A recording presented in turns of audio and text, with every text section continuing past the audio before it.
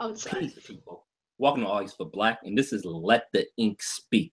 I'm your host, Amin Shah, aka Sool, aka Mean Nice. When we do Let the Ink Speak, I like to go by Mean Nice because these bars is nice. You know what I'm saying? I mean Dessalines. Did I mention that already? If not, I mean Dessalines. I mean business. Oh, I got a new aka too, Meanie Hustle. You know, the man with 1,000 names, the man with too many names to remember, and all that good stuff. You know, Miss Baba still ducking those bars. You know what I'm saying? She's still ducking. She's the limbo master right now. You know what I mean? She's been ducking those bars. She don't want that drama. Rix was with us last week. He's going to join us again next week. Had a little bit of technical difficulties, but we're going to get that together, and he's going to be back next week. But make sure you check out Campbell Short Stories on Facebook. Shouts to him. But I do got another co-host today. Making her debut on YouTube, we got Ke-Najah. What's going on, Ke? How you feeling? Good, I'm feeling good. I'm actually happy. I haven't written since I've been back to college, so I'm glad I got downtime and can do what I want. Right. So that's interesting. What first got you into writing in the first place? I always liked writing. I just like telling stories and sharing my experience and knowledge with others. So I write all the time. Do you have a particular style? No, I feel like it's a mixture of everything. I tell stories, or sometimes I like to have a flow with it, like a rap flow. I wouldn't say I have a style. I just like free write how I feel, and whatever flows well, it flows well. All right. So let me ask you this question, because when I first started writing, right, when I do poetry, I would just write. I never really tried to recite, and when I did, I would just read it. So the most difficult part, I think, with doing poetry, and when I started doing Let the Ink Speak, was actually getting the flow down, because I never had to do it before. Yeah, that's hard. You know. Yeah, and I used to spit back when I was in high school. Back in the day, I used to spit those bars. You know what I'm saying? But I have retired because I didn't like my flow. Then I used to get writer's block too. Like sometimes I'll spit the meanest rhymes you ever heard, and then sometimes it'd be pure trash. So I was like, let me put this down. And like I told y'all last week, I started writing again about maybe year and a half ago. Well, that's not totally true. I started writing again a while ago. I would write on and off throughout the years. I never really stopped writing. It was just like me saving the material. I would write something, not save it, lose the material. Then I was like, man, I done lost a lot of gems. Let me make sure I get it right. You know what I'm saying? So that's what it is. Now, do you have anything you want to plug? I would just say follow me on Facebook at Ke-Najah Holloman. Follow me on Instagram at Ke-Najah_Monet. If you're in the Buffalo area, I'm with the Palm Dance team, so make sure you come to our event. Homecoming is October 28th, so I hope to see you there. So you on the dance team too? You do dancing as well? Yes, it's Palm Dance. We do hip hop and jazz, so we basically do like all the football and basketball games and any events on campus. Now, on your Facebook page, do you have any of your poetry on there? Yes, I have poetry and dance on there, but if you want like more poetry, I would go on Ke-Najah_Monet. It has both dance and poetry, but just a little more poetry on it. Okay. So, for those of you who don't know, this is how we do Let the Ink Speak. Sometimes we review pieces and we'll say why we like them. Like, okay, this was great writing because of this, and that. Sometimes we spit our own pieces and we'll just break it down. Sometimes we do a combination of both. On today's show, we're just going to spit our own pieces and break them down, and so I guess I'll go first, unless you want to go first, Keith. Nah, you can go first. I love it. Yeah, all right. Nice. Now, hopefully, I could get this in one take. Hopefully, there's no choking. Choking's a term we use in battle rap when somebody forget their rhymes or get stuck in a particular spot, because I have just memorized this poem today. I wrote it a little bit ago, but I decided, let me try and memorize it. It's not that long, so hopefully I'm able to get through it with no problems, because I switched some of the words around, because I practiced it right before I got in here, and because I switched some words around, like automatically I was spitting some stuff that I previously wrote. I'm like, no, I switched that part. I switched that part. So hopefully it's all right. You know what I'm saying? If you notice, those of you that listen to Let the Ink Speak on Blog Talk Radio, I always give a disclaimer once I spit mine. So when it come out immaculate, make me look better.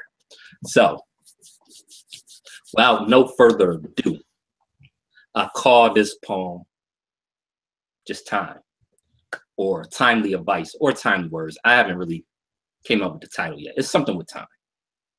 But anyway, speaking of time, Key, do you got the time right now? It is. Never mind. Never mind. I no longer wait. I make my own way. So your answer, you can hold it. Food for thought can spoil, and I don't want to waste a moment. The older I get, the more I think about my demise. Therefore, it leads to me thinking more about my time and how to devote it. Hold it, hold it, hold it, hold it. I'm getting warmed up, but these rhymes still the coldest. I'm learning to manage myself, so I had to put myself on notice. To end those bad habits. Already got the will, I'm just learning to control it. I knew I needed help with this, so I called old man Father Time. He told me to remember this. It's a gift that you're still alive, and I'm still by your side. So that gift, please use it wise. If you don't, I'll take it as disrespect, and that gift will be limited. Always remember, time is sensitive. See, like I said, I just memorized it today, so it was a little bit of glitches in it here and there. What I meant to say, if you notice, I said something like, the older I get, the more I focus on I think I said thinking of my demise. It was supposed to be the older I get, I focus more on my demise. Therefore, it leads to me focusing more on my time. Yeah. But I said thinking, I think. But it was supposed to be focus. That line actually stood out to me, though, because I can relate to that. I feel like when you're young or whatever, or growing up, you think you have so much time in the world to change or basically do what you want. But I'm even realizing as I'm in college that time is so important, like, to everyone.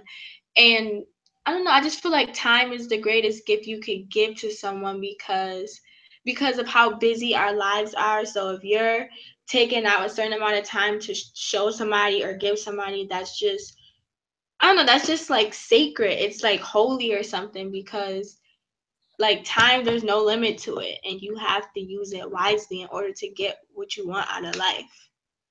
Right, no doubt, no doubt. And it's, to me, I wrote it just to motivate myself, because sometimes I waste time. I think we all go through times where we procrastinate.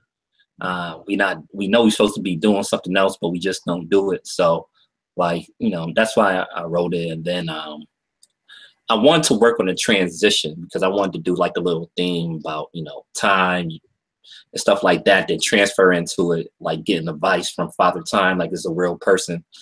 And then him actually giving me that advice, just saying, don't take time for granted, because time is sensitive, so that's what that's really what it's about. So I might spit something else. I might spit it again, because I didn't like my execution on that one. You know what I'm saying? It was a little bit choppy here or there. That's what happens when you memorize something the same day and try to spit it out. I only noticed a small one, but that wasn't bad. Yeah, I'm kind of perfectionist, so I gotta get that on control. I might spit a different poem at the end, since Rick's not here anyway. I might spit something else, just because I didn't particularly like the execution on it, but the bars was there. The bars were definitely there, if I say so. Yeah, I felt it.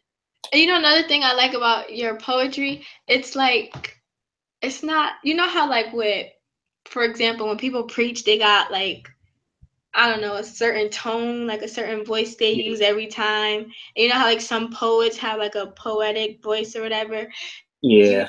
You talk as if you're having a conversation with somebody.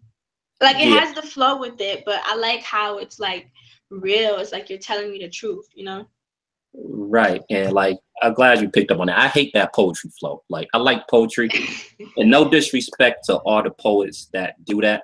It's just not for me. But I hate that. In this, I hate that tone. I hate that tone. It's like maybe because I'm really into hip hop. Maybe because I'm into Right. Me hip hop too. and stuff. I hate that poetry, the stereotypical poetry flow. Mhm. I hate that with a passion. So try to make sure I don't do that. But I Yeah. might come back around and give y'all, bonus poem. Hopefully I don't fuck up on that one. But Key, you go ahead, spit yours. Okay, this poem, I don't have a title for it. I literally just wrote it like an hour ago. Oh damn, you wrote an article? Yes. I Oh, took okay. your advice on writing how I felt. I took your Okay. advice on that. Okay. Facebook asks you what's on your mind, and people say, how was your day? Our instinct is to say, well, I'm fine, but in reality, we don't want society to know what's going on in our mind.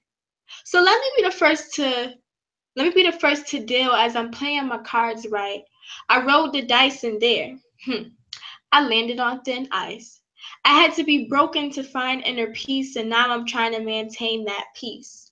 Confused and upset at what was taken from me, and now I'm reaping the opposite of what I sowed.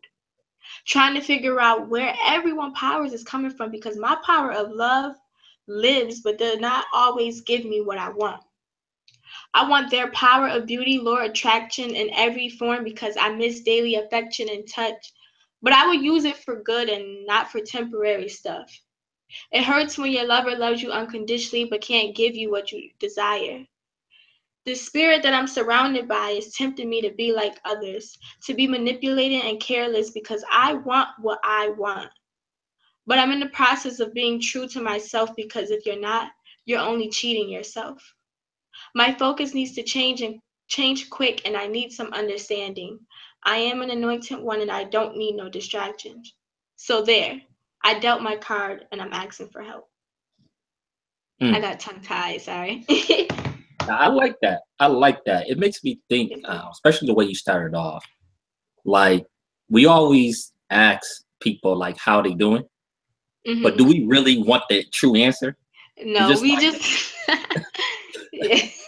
yeah, it's just like something to say. Like why do we say stuff we don't mean? I know it's just kind of like now agreeing like hi or what's going on, and like Right. it's funny what we say when we actually mean because that just like I guess that's a polite thing to do, but Hmm. what's going on. People really don't want to know what's going on with you a lot of times. People really don't want to know how you're doing. And if you really tell them the truth, it's like, man, I didn't want that deep. I just, I was just being, being For nice. real. I like that part. I like the part where you said, when you start talking about superpowers, you Hmm. know, because when we think of powers and superpowers, a lot of times we think of comic book type of stuff, which I do too, because Right. I'm a huge like Marvel comics and DC. I like that type of stuff too. But what is real life powers? And you Right. said love is your power. Then you wish you can have their power of beauty. Hmm. Um, so yeah, and then I believe at the end, I forgot exactly how you said it, but basically I took it as you was basically saying that, okay, this is how I really feel. This is really what I'm asking for. Like, what's your Hmm. response to that? That's how I Yeah, took that's that. it. Yeah, that's how it is. I kind of relate it to when, like, let's say you go to your friends for advice. Instead of them just hearing you out or giving you the typical advice, like, I want something real, like something that's gonna, like, wisdom. Mm, And yeah, not just like your typical advice from your friends or whatever. yeah, yeah. No doubt. I messed with that. You just wrote it an hour ago, huh? Yeah.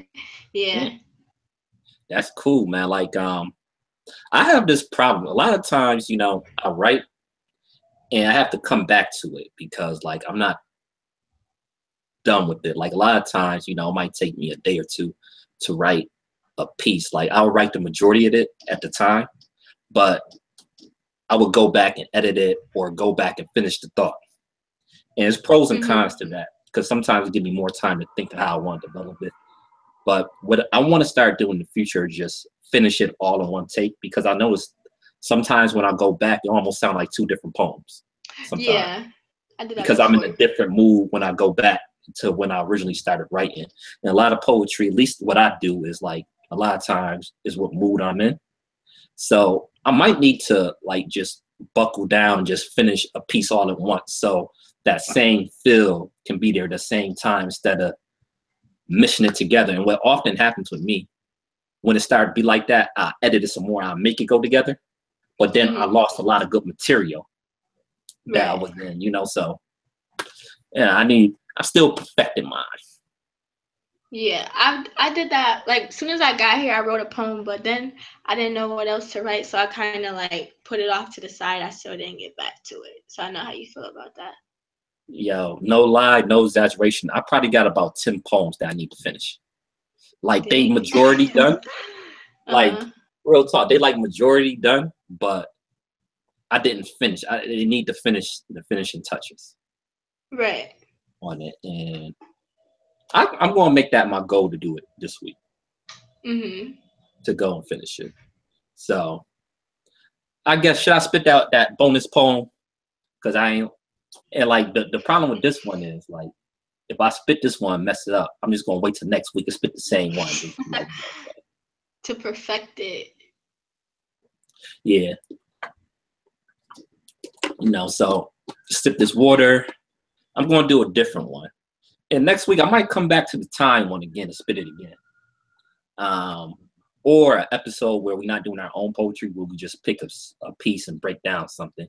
I might come back to the time one again, spit it again, Mhm. but because I was debating whether I wanted to do time or this one. This poem's called Black Love. I was debating which one I was going to do. I might as well spit this one, and hopefully I get through this one with no flaws. Okay. All right, so Black Love. When I say I have a black heart, I'm not saying that I'm cold or evil. What I mean is I have love for my people, black love, something we don't see enough of. But you have to understand that was never part of the plan. For over 400 years of our history, black, L-O-V-E, haven't been easy. I mean, it must have been difficult to get attached when at any given moment, your loved one could get snatched. We was degraded. Our women was raped, and on the low, some of our men. I mean, the shit was sadistic. When trying to make decisions, they had to be conflicted. Either protect your family or try to survive. Choose self-respect or staying alive. So we had to keep lying away. So some of us lost our pride. And over time, we started believing that inferior lie. And it was passed down like third and nine. Don't get me wrong, our people is strong because we continuously lift a heavy weight. But it's hard to have black love when everything you see enforces black hate. We still following that old Willie Lynch trick. Instead of the power structure, it's each other who we fight against. So when I hear black men and black women argue about who has it worse, it's a silly debate. It's like arguing whether you want to get hit with a typhoon or an earthquake. Either way, the outcome is devastation if you don't have a solid foundation in place. It's a mistake to think we're not all on that slave ship. So how can we judge each other when we both the plaintiff? And black love is all we really have. And remember, you can't be whole without your other half. So make it sacred. If not, we'll forever be. If not, we'll forever be. Make it sacred, or if we don't, we would. Shoot, I messed up that last part. Make it sacred. If not, but we'll forever be actors in a low budget B movie that's permanently in a lower cast. See, I'm gonna have to do that next week again.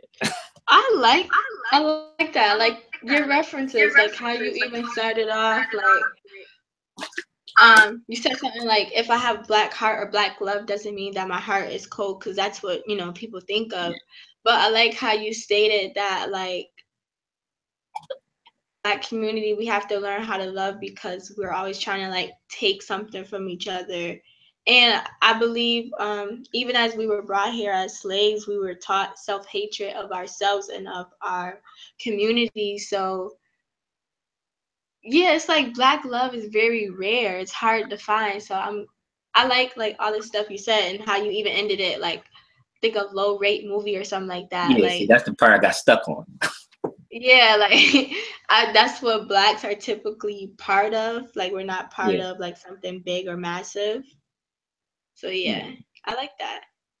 yeah. Actors. Yeah, if we ever be actors in a low budget B movie that's permanently in a lower cast, and that was a double meaning because you know about the cast system, right? Um, Mhm. so like the cast in a movie set and lower cast kind of like play on words. Um, I tried to do I tried to be serious and be creative at the same time with this one. I haven't performed this one in a long time. That's why it was kind of choppy here or there. I did this poem probably about maybe like 8 months ago or Mhm. something like that. So I haven't recited it in a long time, a long time. So I was happy I was able to get that far through it. And I got almost entirely through the whole joint except with the end, the last few bars. But that was good. Some of the lines that stuck out for me. I like to critique my own work too. One of the parts that I thought I could make better is because I hate when people do this. Our history is more just slavery. So I was Yeah, oh my debating. gosh, yes. So I was debating, like when I wrote this, am I focusing just too much on the slavery aspect? But I'm like, I could write different pieces for that at another time. But for this Mhm. one, that's what I wanted to basically focus on. Also, some of the references, I don't know if everybody got, but like over, like, we keep lying away, so some of us lost our pride. I think most people got that part. So we had to keep lying away, so some of us lost our pride. And over time, we started believing that inferior lie. And it was passed down like third and nine. Now, if you're not a sports fan, you might not have got that line. Mhm. So what I mean by it was passed down, like being inferior was passed down to us through generations a lot of times. A lot of times, we get brought up with low expectation, but it was passed down like third and nine.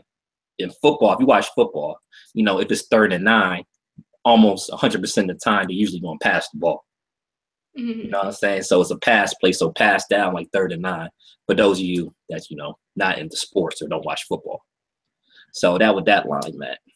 Um, I think, and the other one that I wanted to do too, like, I hear constant arguing with black men and black women about who has it worse, Yeah. and a lot of fighting where black men would do this, and black women would do this, and it's constantly bickering back and forth. I hear, we blaming each other. I'm like, why are we blaming each other when it's the system itself? We both got it bad. You know what I'm saying? So I was kind of sick in that, because I was hearing that even amongst people that would be so-called conscious, and Right. that was kind of annoying to me. So that's why I wanted to. That's why I said it's a silly debate. That's like arguing whether you want to get hit with a typhoon or an earthquake. You know what I'm saying? Outcome is devastation if you don't have a solid foundation in place, and that's real, man. Like, cause you see, like during a natural disaster, if you don't have a foundation, it's gonna be Yeah. totally crushed, and we need that foundation amongst us too. That foundation of black love.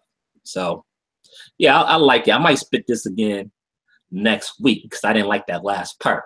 Messing up. I See, wanted to last add on to what you said about but the foundation thing and how black people, when we think of black history, we just think of slavery. And I think part of it is our fault, but then part of it is the system because what our history, the textbooks or professors teach us is American Black history. I don't think we always know our history before we became slaves. And that's something like I find myself looking into. Like I go to a school, it's very diverse. Like I've never seen as many black people before. But the most the most black people are Caribbean or African or other stuff. And they be thinking I am and I be feeling bad. I'm like, nope, I'm just black. Like I wish I was Caribbean or something, but I'm learning stuff from them, like just with their music, their foods, and stuff like that. And it's just like taught that part because they know their history and their culture and they have pride in it. But when I feel like when it comes to African Americans, those who are just black, like the only culture we have to go on is America, or like those little memes, you know, on Facebook, like the Thanksgiving memes and stuff like that. Like we could all relate to that, but I feel like that is still part of our culture, but that's just a made up American way or a culture that had to do with oppression. I don't know, like I wish I knew more about the African roots. Like I know the American history, but I want to know that history without the American part in it, before we became slaves, because I feel like that plays a role too, and that we should know. And I think it would help us during like oppression. And like even in my dance, I take Black dance history class, and we're learning about a dance that slaves did, or Caribbeans did, called Jumba. And today it will be referred as like step and what they used it for. And I'm like, wow, I didn't learn about that. Like I learned about that in dance class, but I'm like not in my textbooks. And I feel like that plays a role because that's part of their culture. And like we don't know why like Africans, they were so in tune into music and dance and what they used that for. And we don't know that. Right, right. And I went to the school you're going to now. I graduated from that school with my undergrad Hmm. in political science. So, you know, I'm a beast when it comes to politics and history and stuff. But you're right. The school you go to is very diverse. Um, and one of the things I will say is like, you know, it's nothing wrong with just being African American. You know, don't ever feel like less than because you're not Caribbean or you don't come from the continent. I mean, because overall we all black, you know. And Right. as an African American, I think sometimes everybody downplay what it is to be a black person from America. I mean, black people from America they did a lot, and black people from America then influenced the world, the globe. Hmm. You know, because it was a unique experience because they stripped down all our African culture from Yeah. us here. However, we have built other cultures. Like people talk about hip hop. Hip hop have influenced the world. And within hip hop, I know not just like the commercial stuff you typically hear on the radio, but like if you go back to the origins of hip hop, one of the origins was dance. Like back in the day, you used to break dance. Break dance remind me of capoeira. Hopefully I pronounced it right, but you know, Oh the yeah. martial art form that, Yeah. you know, the enslaved Africans in the Caribbean, um, specifically Brazil, used that as like dancing, but they was practicing a deadly form of martial arts. And I was just watching a video yesterday. It wasn't just in Brazil. They have other forms, something like capoeira, all throughout the Caribbean and South America. So in breakdancing here in the United States, it wasn't a combat, but it was similar structure. You know what I'm Hmm. saying? So and that's what OWL does. I just something that bred. That's funny because it wasn't even like we was in tune with that culture, but somehow African Americans here still brought it back there internally. You know what I'm saying? So we influenced a lot of stuff, like beyond the civil rights movement, the Black Power movement. Um, Malcolm X was a global figure. There are so many prominent African Americans, and we have created a culture we that added to not just hip hop but literature, everything. There's so many great African American writers. So Hmm. I just say that to say this: don't feel bad being a Black American or an African American because we did a lot of stuff that influenced the entire world, not just America but the entire world. Right. Yeah.